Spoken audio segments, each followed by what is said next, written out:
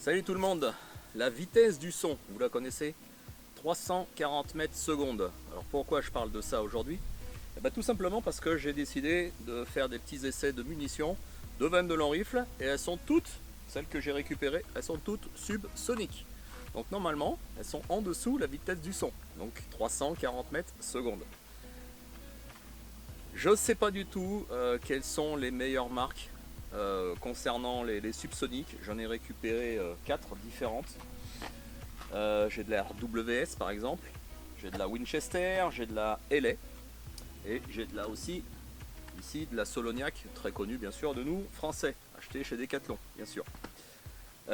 Cette carabine pour l'instant elle est réglée justement pour la subsonique de chez Decathlon et je suis à 50 mètres, je suis trou dans trou, hein, quasiment en plein centre. Donc cette carabine elle est réglée pour la subsonique, pour la Decathlon. Je vais tester les autres que je ne connais pas du tout. Alors j'ai téléchargé une application sur mon portable, un sonomètre pour essayer de voir, estimer la sonorité de ces cartouches. Donc je vous le dirai en même temps que je tire si je vois qu'il y en a une qui va dépasser par rapport aux autres. Enfin, j'essaierai de faire une moyenne que j'indiquerai à la fin de chaque séance concernant ces subsoniques.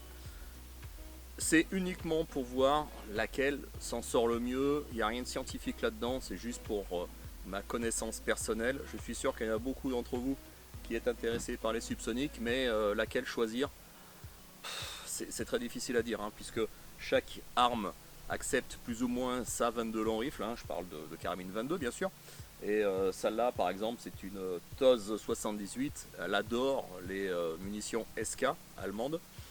Les RWS ça marche très bien, les autres, alors, des fois c'est un petit peu moins bien, ça dépend les munitions. Voilà. Donc on va tester ça aujourd'hui, donc à 50 mètres, j'ai placé une caméra tout près là-bas. C'est une C50 que j'ai utilisée à l'envers et vous allez remarquer que je vais mettre j'ai une grosse gommette rouge en plein milieu qui se colorie. Vous voyez, dès que c'est un impact, ça se met jaune. Donc on verra normalement si on verra très bien justement si les groupements sont corrects. Alors je ne vais pas faire de contre-visée, je vais toujours viser plein pot et on va voir ensemble si les impacts se déplacent en haut, en bas, à droite, à gauche, je l'ignore. En tout cas ça va être une surprise. Bon, on va commencer par les Soloniac, puisque la carabine est réglée justement pour cette cartouche là. Je vais tirer 10 cartouches et on regarde ce que ça dit. Ce qui est bien dans cette marque là, c'est qu'elles sont annoncées pour du 310 mètres secondes, donc en théorie c'est vraiment de la subsonique. Le poids c'est du 40 grains, c'est tout ce qu'il y a de plus traditionnel concernant les 22. Elles ne sont pas toutes à 40 grains.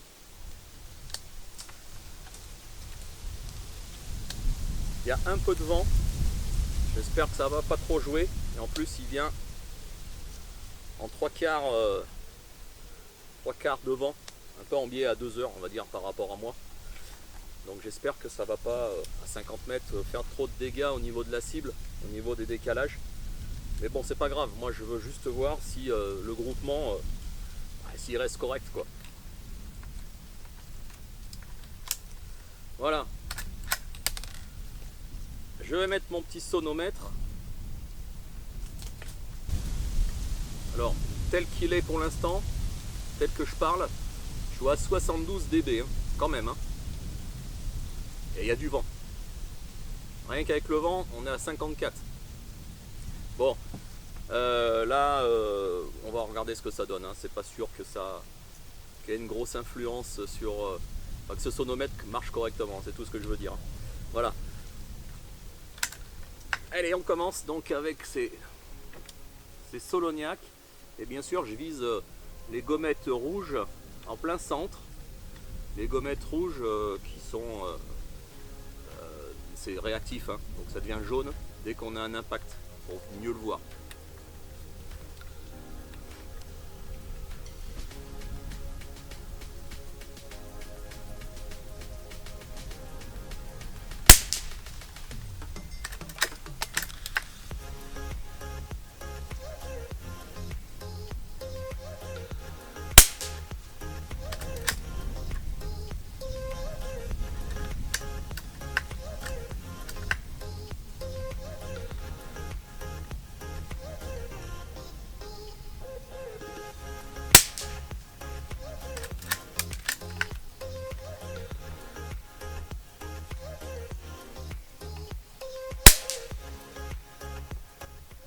pas de gros pic hein,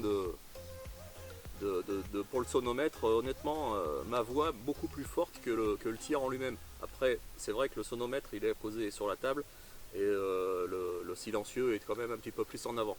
Donc honnêtement, je sais pas du tout si c'est vraiment efficace ce que je fais. Hein. Mais bon, j'ai pas de casque. Les tirs, on les entend à peine. Hein.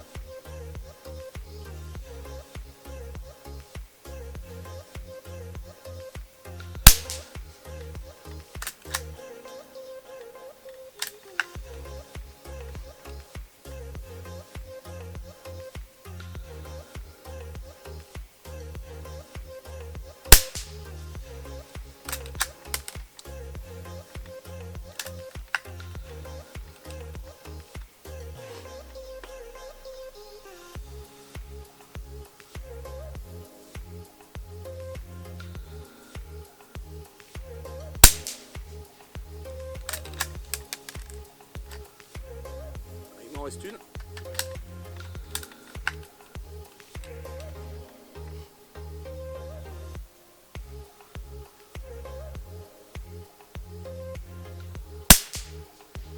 Voilà. D'après ce que je vois dans la lunette, c'est déjà pas mal. Hein. Franchement, c'est déjà pas mal. Hein.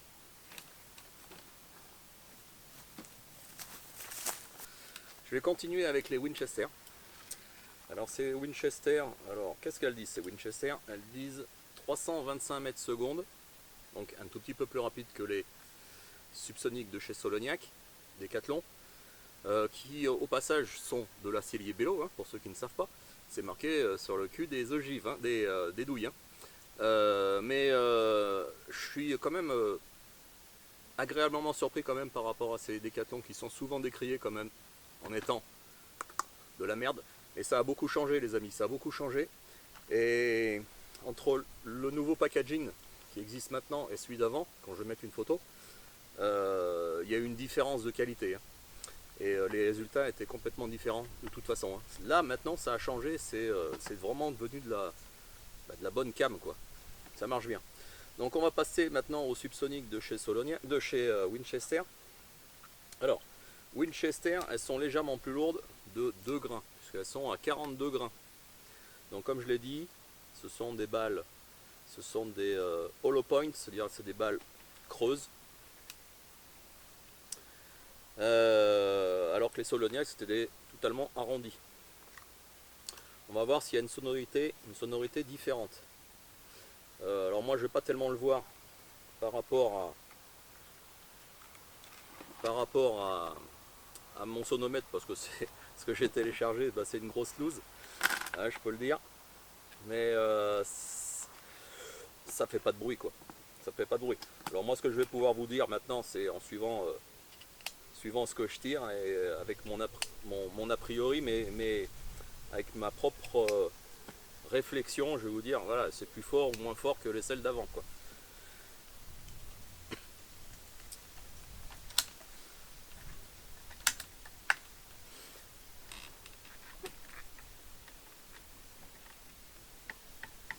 Donc je vise toujours au même endroit, la pastille rouge. Est-ce que ça va bouger? Est-ce qu'il y aura une différence au niveau impact? Eh bien on va voir.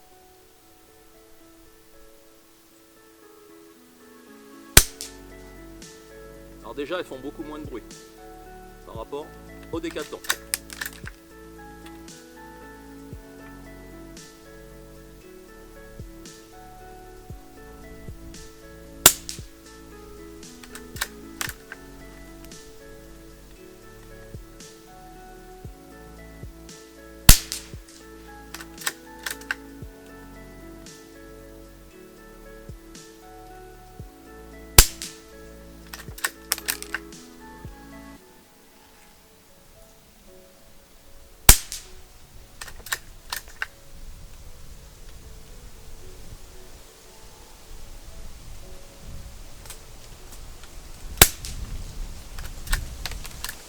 Le vent se lève, hein.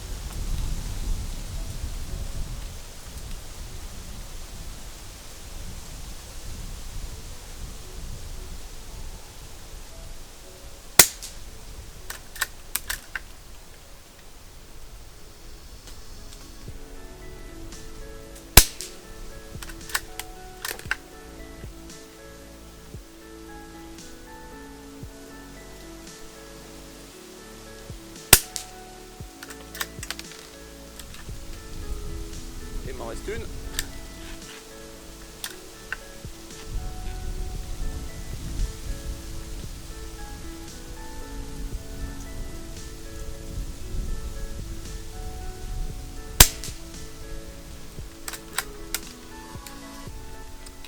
Voilà pour les Winchester. Quand je regarde dedans, dans la lunette là-bas, ça paraît un tout petit peu plus large, mais bon, il y a le vent qui s'est levé. Mais c'est pas mal, hein. Franchement c'est pas mal, hein. Alors on va continuer avec les LA.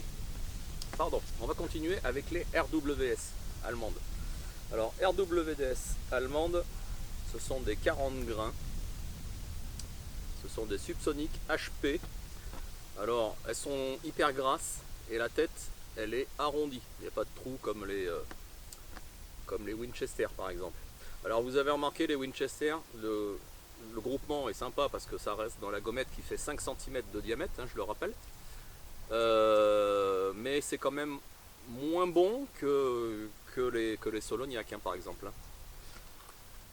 Revenons aux RWS. Les RWS, eh ben, écoutez, il n'y a rien qui indique la vitesse sur ces munitions. Je marquerai, si je trouve une info, je le marquerai en descriptif. Ça donnera peut-être une idée concernant les vitesses par rapport aux autres, hein. Donc ça peut être intéressant. Pour l'instant, au niveau sonorité,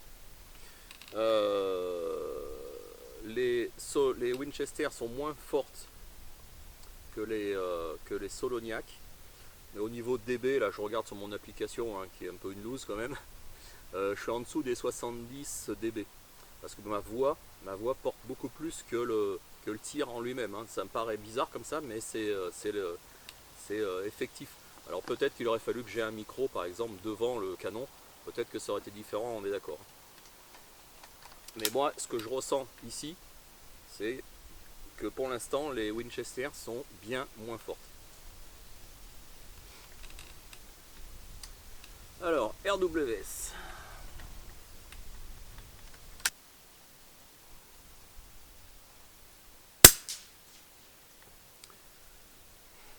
Alors au premier coup, elles me paraissent encore plus faibles en bruit, hein. Par contre, je vise un petit peu plus bas. Alors c'est pas moi, hein. C'est la cartouche qui fait ça.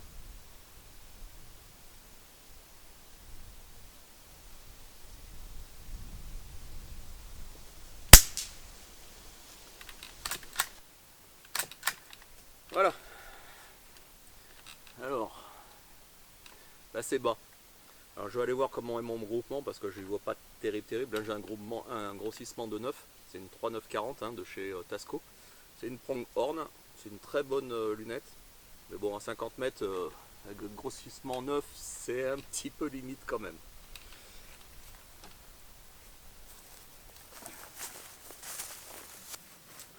Bon, on va finir par les LA. Les LA, donc hollow point, donc normalement elles sont creuses aussi, hein, vérifiez, je vais vous le dire tout de suite. Elles font par contre 38 grains, donc c'est un petit peu plus léger. Voilà. Et ce sont les seuls avec des boîtes en plastique, hein. Je vérifie, mais c'est vraiment des boîtes en plastique. Et les tarifs sont à peu près kiff hein, dans toutes ces boîtes, hein. C'est à peu près entre 6 et 7 euros. Ça a beaucoup augmenté les 22 longs rifles. Et c'est comme ça quoi. Alors effectivement, elles sont creuses, elles sont bien arrondies et elles sont creuses. Alors je ne vais même pas faire de tir à 100 mètres, hein, parce que 100 mètres, honnêtement, normalement avec des subsoniques, alors, ça ne veut pas dire que ça ne va pas y aller, hein, c'est pas ça le problème. C'est que généralement quand on tire avec des subsoniques, c'est plutôt pour tirer entre guillemets sur des nuisibles. Alors il y en a beaucoup qui n'aiment pas quand on dit moi je tire sur une pie parce que elle est dans le jardin et elle fait du dégât, et puis vivez à la campagne, vous allez peut-être comprendre. Alors attention, hein, c'est pas parce qu'il y a une pie me dérange pas, mais c'est quand il y en a beaucoup de pies, parce que généralement elles sont pas toutes seules. Et c'est vrai qu'à une certaine période, quand on a des fruitiers par exemple, quand on a même des animaux, des petits poussins, ces pies, j'en ai pas après elles particulièrement, mais ou les corbeaux, ça arrive aussi, les corneilles, elles peuvent s'attaquer à nos récoltes, à nos animaux de ferme et tout. Et des fois, il suffit de tirer en l'air, hein, ou tirer à côté, ou de leur faire peur, et ça suffit. Voilà, donc les tuer, pas forcément. Moi, je suis pas chasseur et j'aime pas tuer les animaux. Mais des fois, je peux vous dire que quand c'est répétitif, c'est gavant. Et des fois, avoir des subsoniques, quand on a des voisins un petit peu proches, c'est moins dérangeant qu'en tirant de la 22 Lanriff qui fait quand même un certain bruit, quoi. Voilà, donc bien sûr, on utilise un silencieux avec de la subsonique, hein. C'est la moindre des choses aussi. Donc c'est parti. Les ailets, on va voir ce que ça donne.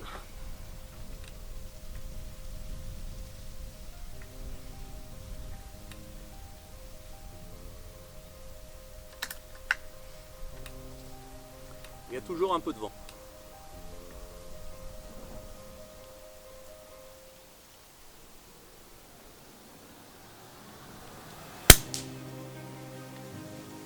Au niveau sonorité, ça équivaut au RWS, hein. Honnêtement, très peu de bruit.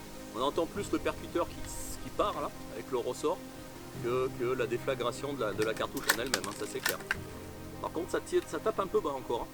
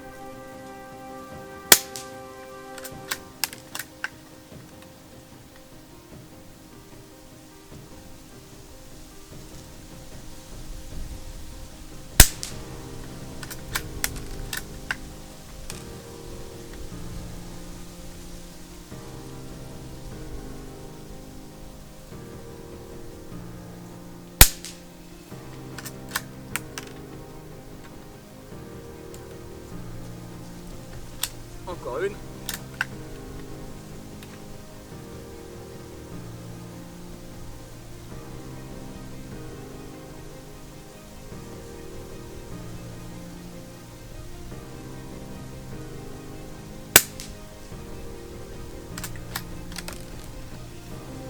Voilà.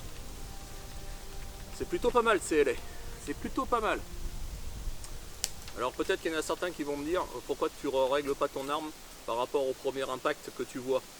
Non, je veux vraiment vous montrer qu'avec une lunette qui est réglée déjà pour une balle, pour une munition, les autres ne vont pas taper forcément au même endroit. Voilà, c'est uniquement pour montrer ça. Et après c'est pour regarder le groupement, ce qu'il donne. Donc c'est pas mal. C'est pas mal. Les Winchester sont un peu moins bonnes.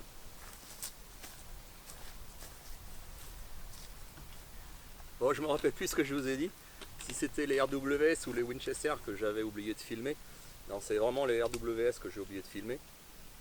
Et je vais tenter quelque chose. Donc je vais recommencer, 10 cartouches. Par contre, je vais viser, alors non pas la pastille, mais je vais viser le S de RWS.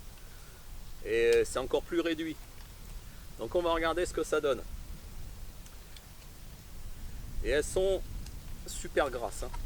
c'est vrai que ces munitions là, eh ben, elles sont grasses. Par contre, RWS, c'est de la très bonne munition. Alors peut-être que le vent là, il est peut-être pas favorable, hein. C'est vrai que tous les impacts ont tendance à un petit peu se déplacer sur la gauche, puisque le vent vient de mes 2 heures, hein. Donc c'est un petit peu logique, hein. Allez, c'est parti. C'est parti pour les RWS, donc je vise le S. Alors vous avez vu les impacts d'avant, c'est en bas et c'est un petit peu décalé, hein. C'est un petit peu quand même un petit peu éparpillé, c'est pas normal, hein, pour des RWS, hein.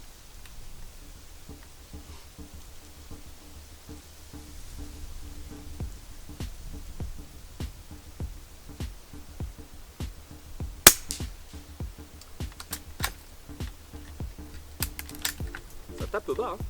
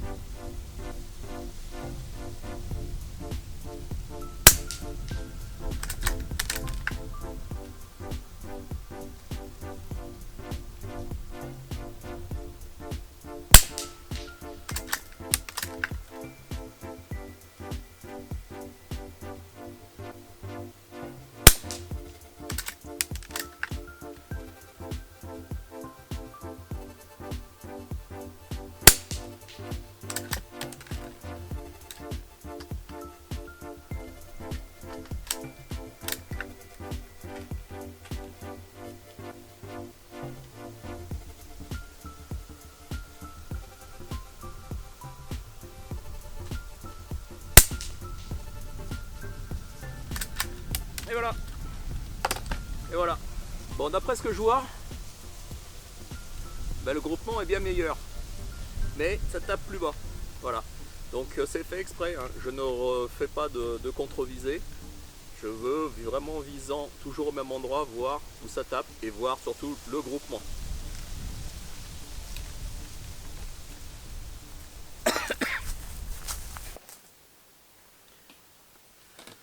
Bon ben voilà pour ces petits tests de subsonique. Il y a un petit moment que je voulais faire ce petit test. Alors voilà, il fallait que je trouve justement des munitions subsoniques. Que dire sur ces munitions? Bah, il n'y en a pas une forcément qui sort par rapport à l'autre, par rapport à une autre. Pour moi, elles se valent toutes à 50 mètres. Alors, très surpris aussi des Soloniac, hein, je le rappelle aussi. Alors, je me répète aussi, mais c'est vrai que c'est un petit peu une surprise, hein, par rapport à ce qu'on avait connu dans le passé. Mais bon, ce sont toutes d'excellentes munitions, honnêtement. Après, vous donner un conseil sur quoi acheter, ben, en fait ça dépend des tarifs. Parce qu'à ce niveau-là, si elles sont toutes pareilles au niveau régularité, ben, le tarif va jouer forcément sur l'achat. Ce qui coûtera moins cher, certainement, sera mieux que ce qui coûte plus cher, évidemment. Moi, c'est la première chose que je regarde, hein, c'est le côté portefeuille. Si elles sont toutes à égalité, bien sûr. J'ai recommencé, vous avez vu les RWS, le groupement, ça a été totalement différent par rapport à ce que j'avais tiré avant. Alors peut-être qu'il y avait du vent, je sais pas, et pourtant j'étais pas dans le même, j'étais dans le même état d'esprit, je tirais toujours pareil. Je sais pas pourquoi qu'il y a une telle différence quand même, hein. Mais bon, il y en a peut-être aussi qui vont me dire, quand on fait un test de munitions, on tire pas 10 cartouches. Bon, ça c'est un choix personnel. Avant, moi je tirais 5 cartouches, là j'en tire 10. Honnêtement, je vois pas l'intérêt d'en tirer 50, ni 100, ni 1000. Ça sert à rien, à part dépenser énormément de pognon pour tester de la munition. Je ne suis pas un professionnel, je le rappelle. Et je pense que cette vidéo, celle que je fais et que vous voyez actuellement, c'est vraiment destiné aux amateurs, aux tireurs du dimanche. et ne cherche pas non plus à avoir le maximum d'informations sur telle ou telle munition. Voilà, moi je regarde le côté pratique, je regarde le côté, on va dire ludique, mais le côté pratique avant tout, et le côté aussi portefeuille. Je passais un petit coucou aussi au petit reporter des stands, qui est, on va dire, un petit peu spécialisé sur la 22 long rifle, donc ce genre de munitions.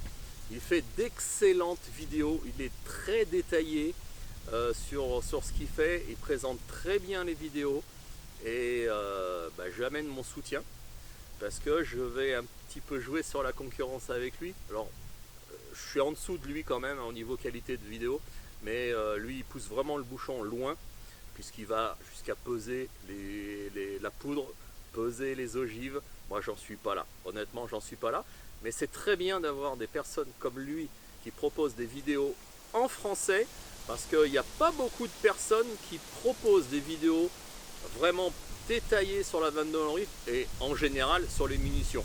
Voilà, donc c'est intéressant. Voilà, petit coucou à lui, et j'espère que vous serez nombreux à regarder ces vidéos.